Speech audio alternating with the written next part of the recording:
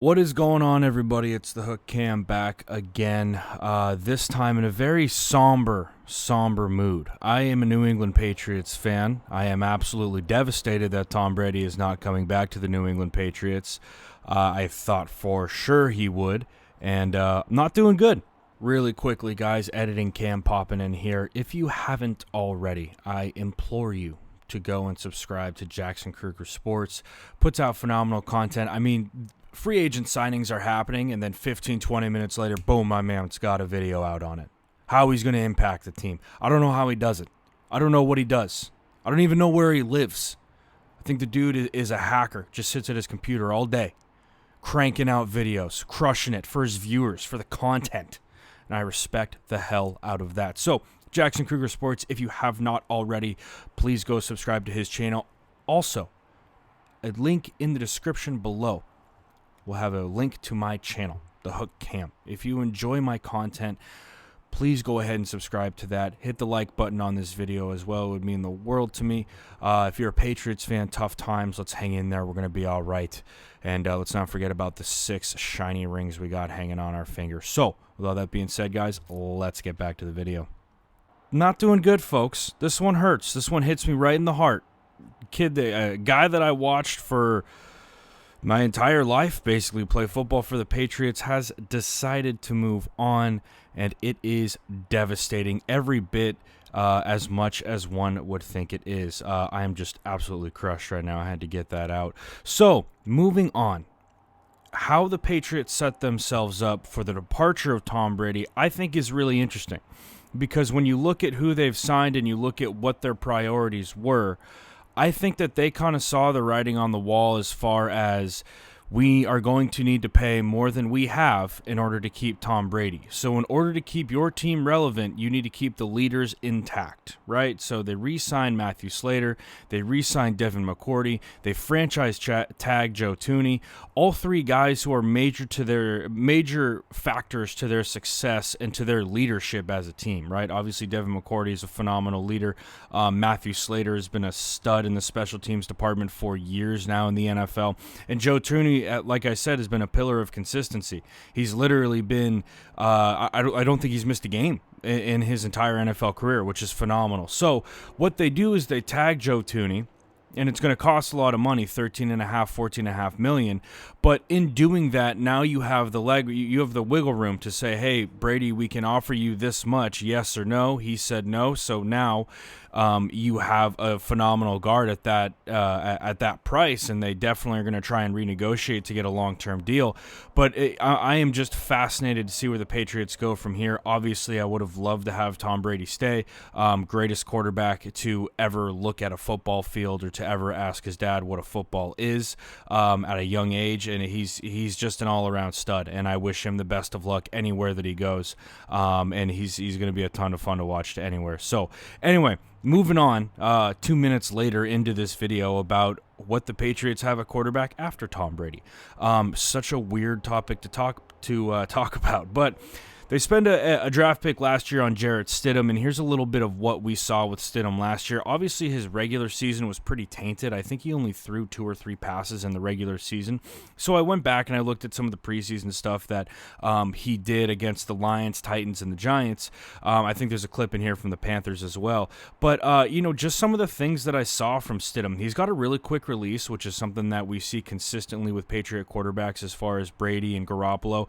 He snaps that thing out there and does a really good job of it. One of the things that I really like about Stidham is his processor, and I talk about that a lot, and just in case people don't understand what I mean by that, I mean his ability to process a read in a defense. And you can see on this clip, and obviously we don't have the end zone, but on this clip right here, you can see that he checks off. He goes from 1, right, which I believe he was trying to hit this vertical threat, to 2. And he's either looking at this because he wants to throw it or because he's trying to move a safety this way, and it's going to open up this bender coming across the field. The other thing that's impressive is the the plane that he throws this thing on. His feet are pointed this way, like he's going to make a throw to the sidelines upfield, and then he gets this thing out across the field, and which is why it's probably dying a little bit as it gets out there. Next clip from him, he's got all day to throw on this. He's got a ton of time, but still at the same time, it's the processor, right? Sometimes we see quarterbacks who have this much time, and there's a little bit of panic that goes on upstairs. With Stidham, he looks calm, he looks cool, under control, and he's ready to get that thing off in a good spot. Had to cut the clip off because of copyright issues, but you see what I'm talking about. Now, this one I would hope he could make.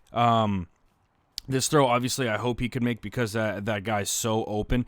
But just the ability off of play action, and really, this is kind of what I see the Patriots doing. And rewatching this is very aggravating because I sit there and go, why didn't they run stuff like this year? All this was open, right? You pull the guard, it's going to suck up backers. They're going to bite on that literally every single time. Look, we even got a corner coming down here to run fill, and it just opens up this entire spot on the field for whoever you've got at tight end. Doesn't matter. You don't have to have a Gronk to run that. But all in all, still, I think it's a good ball. I think he gets a little too much air under it because he's worried about a backer coming underneath to make a play on that. I think he could put that a little bit more on a line. But still, just kind of showing you playbook-wise what they're looking for with Stidham. They're not afraid to go under center, which, coming into this era of football is kind of weird, right? Joe Burrow was taking his pro day. Well, he would have. It would have been all under center. That's what he came out and said. They've seen, in his statement on it was basically, you've seen what I can do in gun. Here's what I can do under center. So here's a 5-wide look for the Patriots on this one. This ball is so hard to throw, right? This lofting back shoulder. Very, very difficult ball to throw, and obviously not a lot of people know about it. Not like I've thrown one. I've talked to people who have and who are very successful quarterbacks, and this is the hardest ball for them to throw. It's tough because you still have to put a lot of power on the throw, but it still has to be accurate in a spot where only your receiver can get it. A really good ball here from Stidham, and again, no pressure in his face, so you expect him to make a throw like this. But again, good ball, spot where only his guy can get it, and it's in for a touchdown. This play, I think, is one of his best against the Panthers, and that's because of why he's throwing this ball and his ability to really climb the pocket on this. Now, with things closing in on him, he does a really good job of stepping up and stepping into this throw. 3rd and 12, Panthers are bringing heat on this, and he's able to step up into this throw right into the heart of the pocket and get rid of this thing on a line for a first down, and that's very difficult to do. This is another example of just his processor. We can see he's looking underneath to Jules here at number 1, and then he comes off of that. I think he's looking at Jules. He might be looking at this over and then to Jules and then to this comeback, which is exactly how he does it on this thing.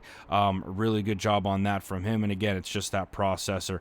This one's just a deep crosser. New England runs a ton of this because they see so much man in the NFL, and when you run routes like this, you end up causing friction, and you cause a lot of problems for defensive backs downfield. You can see here it's almost like a deeper version of a mesh route, right? And Edelman's just going to try and kind of create that rub, create that tight quarters right in between those two defenders, and then get upfield. Whenever you've got man, again, in mesh, you always want to climb upfield, which is exactly what Edelman does here. Good ball from Stidham, maybe a little bit behind because Edelman has to come back for that, but all in all, good throw from him, and a good first down for New England. And then on this one, going deep to Demaryius Thomas, another guy in New England that I wondered why they got rid of when they did.